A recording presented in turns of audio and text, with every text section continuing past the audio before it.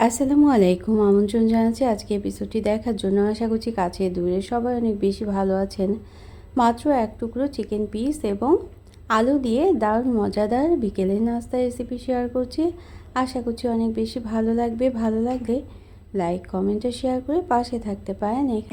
এখানে দুটো আলু সিদ্ধ করে নিয়েছি, ম্যাশ করে নিয়েছি, গাজর গ্রেট করা আছে, পেঁয়াজ কুচি মরিচ কুচি নিয়ে নিলাম, আর সাথে এক পিস চিকেনকে আমি সিদ্ধ করে নিয়েছি। আদা রসুনের পেস্ট, সয়া সস, গোলমরিচের গুঁড়ো এবং লবণ দিয়ে আর আধা কাপ পরিমাণ পানি দিয়ে প্রথমে সিদ্ধ করে নেওয়ার পরে মাংসগুলো খুলে নিয়েছি। এখন মশলা কষিয়ে নেব। এই জন্য পেঁয়াজ কুচি মরিচ কুচি প্রথমে দিয়ে আধা চা চামচ করে ধনে গুঁড়ো, জিরে গুঁড়ো, শুকনো মরিচের গুঁড়ো এবং গরম মশলা দিয়ে দিলাম আধা চা চামচ। অল্প পানি দিয়ে মশলাটা কষিয়ে নিতে হবে। এখন আমরা চিকেনটা যে খুলে রেখেছিলাম সেটাকে একটা মিক্সার জারে নিয়ে মিক্স করে নিয়েছি। এটা কিন্তু একেবারে মিহি পেস্ট করা যাবে না, হালকা হালকা আধা আধাভাবে করে নিয়েছি। এখন সেটাকে মাংসটাকে আমরা দিয়ে দেব। মাংসটা আমরা রান্না করে নিয়েছিলাম প্রথমে। রান্না করে নেওয়ার পর মাংসটা হাড্ডি থেকে খুলে নিয়ে আমি মিক্সার জারে করে মিক্স করে নিয়েছি। এখন এই মাংসটাকে একটু কষিয়ে নেব, আর সাথে আলু, সিদ্ধ করা আলু এবং গাজরটাও দিয়ে দেব, গ্রেট করা গাজরটাও দিয়ে দেব। তো সবগুলো উপকরণ খুব সুন্দরভাবে মিশিয়ে নিতে হবে, খুব ভালোভাবে মিশিয়ে নিতে হবে। যত সুন্দরভাবে মিশানো হবে নাস্তাটা অনেক বেশি মজাদার হবে। মশলার পরিমাণ ঠিক রেখেই সবগুলো উপকরণ যদি দিতে পারেন তাহলে কিন্তু দারুণ টেস্টি একটা নাস্তা রেসিপি পেয়ে যাবেন। আর আজকে আমি এটা ফ্রোজেন কীভাবে করতে হয় সেটাও কিন্তু দেখিয়ে দেব। মাস জুড়ে সংরক্ষণ করে খেতে পারবেন। যে কোনো সময় মেহমান চলে আসলে কিংবা বাচ্চাদের স্কুলে টিফিনে কিন্তু টিফিন তৈরি করে দেওয়া ঝামেলা হয়, এই জন্য এভাবে তৈরি করে নিতে পারেন। আমি নামিয়ে প্রথমে ঠান্ডা করে নিয়েছি এবং 1 কাপ পরিমাণ ব্রেড ক্রাম্ব মিশিয়ে নিলাম। তারপর এভাবে করে সমান করে নিতে হবে। সমান করে নিয়ে আজকে আমি ট্রায়াঙ্গেল শেপে স্ন্যাক্সগুলোকে তৈরি করে নেব। যে কোনো শেপেই কিন্তু তৈরি করা যেতে পারে। তো শেপটা দেওয়ার জন্য প্রথমে আমি এভাবে করে সমান করে নিলাম। তারপর একটা ছুরি দিয়ে যে শেপ করতে চান ঠিক সেভাবে করেই কেটে নিতে হবে। তো এটা কিন্তু দেখেই বুঝে নিতে হবে, বলার কিছুই নাই।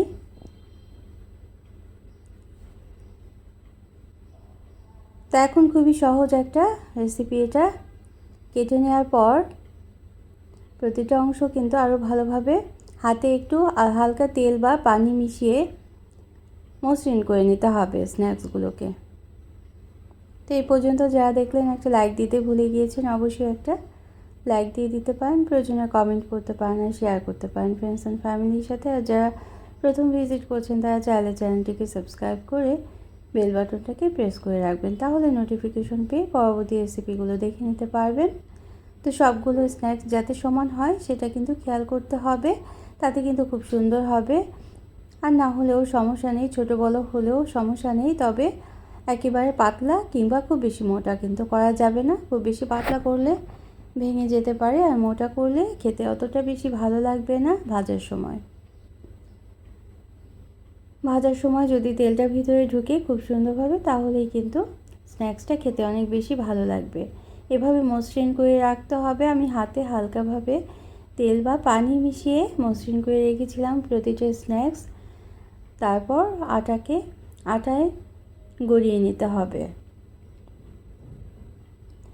এই আটায় গড়ানোর কাজটা কিন্তু অবশ্যই করতে হবে। স্টেপসটা ফলো করলেই তাহলে স্ন্যাক্সটা খুব মুচমুচে হবে উপরের দিকটা, আর না হলে ভাজার সময় খুলে যেতে পারে। প্রতিটা স্টেপসই ফলো করার চেষ্টা করবেন এই স্ন্যাক্সটা তৈরির জন্য, আর তাতেই কিন্তু খুব মুচমুচে উপরের দিকটা আর ভিতরের দিকটা নরম স্ন্যাক্সটা পেয়ে যাবেন। সব সময় কিন্তু মিষ্টি খাবার খেতে আমাদের ভালো লাগবে না, মাঝে মাঝে ঝাল খাবার খেতে ভালো লাগে। তখন এরকম একটা স্ন্যাক্স তৈরি করা থাকলে সহজেই ভেজে নিতে পারবেন।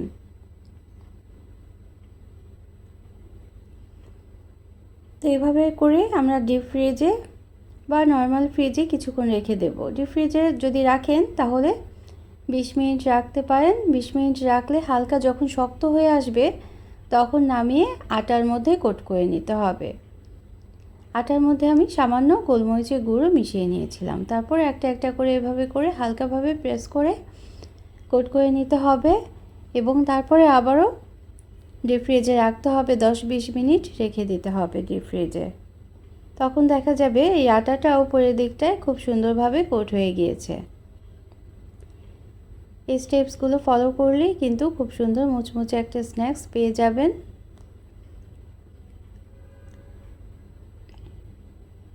তো আটায় কোট করে নেওয়ার পর আমরা ডিপ ফ্রিজে রেখেছিলাম এবং নামিয়ে ডিম এবং ব্রেড ক্রামের মধ্যে গড়িয়ে নিতে হবে। তো সবগুলো স্ন্যাক্সই কিন্তু এভাবে করে আটার মধ্যে গড়িয়ে নিলাম। ডিপ ফ্রিজে রাখার পর নামিয়ে নিলাম এবং একটা ডিমের সাথে সামান্য লবণ আর গোলমরিচের গুঁড়ো মিশিয়ে রেখে দিতে হবে প্রথমে। তো ডিমের সাথে যদি সামান্য পানি মিশিয়ে নেন তাহলেও কিন্তু এই কোটিংটা খুব ভালোভাবে দেয়া যাবে। আর বিস্কিটের গুঁড়ো কিংবা ব্রেড ক্রাম্ব তৈরি করে নিতে হবে আগে। তো ডিপ ফ্রিজ থেকে নামিয়েও হালকাভাবে আটা ছড়িয়ে দিলাম এবং প্রথমে ডিমে কোট করে নিতে হবে আর তারপর ব্রেড ক্রাম্বে দিয়ে দিতে হবে। এটা কিন্তু একটা চামচ দিয়ে করতে হবে আর হাতটা ভিজানো যাবে না, ভিজানো হাতে ব্রেড ক্রাম্বে দেওয়া যাবে না। একটা চামচ দিয়ে ব্রেড ক্রাম্বের উপরে প্রথমে দিয়ে দিতে হবে এবং চারদিক থেকে শুকনো হাত দিয়ে ব্রেড ক্রাম্বটা স্ন্যাক্সের উপরে ছড়িয়ে দিতে হবে। যদি ভিজে হাতে দেন তাহলে কিন্তু খুব সুন্দরভাবে ব্রেড ক্রাম্ব দিয়ে কোট করা যাবে না, হাতে ব্রেড ক্রাম্বটা লেগে গেলে এটা ভালোভাবে কাজটা করা যায় না। এই জন্য শুকনো হাত দিয়েই করার চেষ্টা করবেন। এই জন্য একটা স্পুন ব্যবহার করতে পারেন। তো আমি দুটো স্ন্যাক্স এভাবে করে দেখিয়ে দিলাম এবং সবগুলো স্ন্যাক্স এভাবে তৈরি করে নিয়েছি আর তারপর আবারও ডিপ ফ্রিজে রেখেছি। ডিপ ফ্রিজে 20 মিনিট রেখে দেওয়ার পর নামিয়ে একটা এয়ারটাইট বক্সে রেখে দিতে পারেন মাসের পর মাস।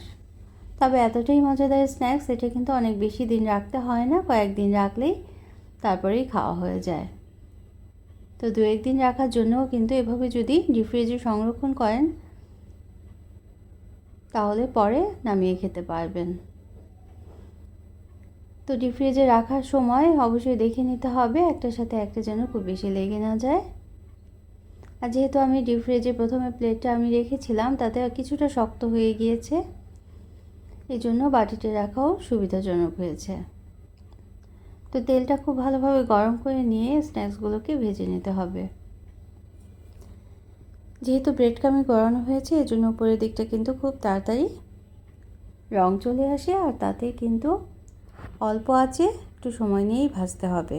খুব বেশি আঁচে যদি ভাজা হয় তাহলে উপরের দিকটা পুড়ে যেতে পারে আর ভিতরটায় তেল না ঢুকলে খেতেও ভালো লাগবে না।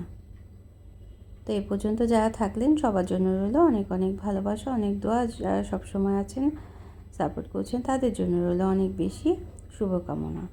অন্য কোনো দিনে অন্য কোনো রেসিপি নিয়ে আসবো, সে পর্যন্ত সবাই অনেক বেশি ভালো থাকবেন। বিকেলে চায়ের সাথে একেবারে জমে যাবে এই দারুণ নাস্তা রেসিপিটি।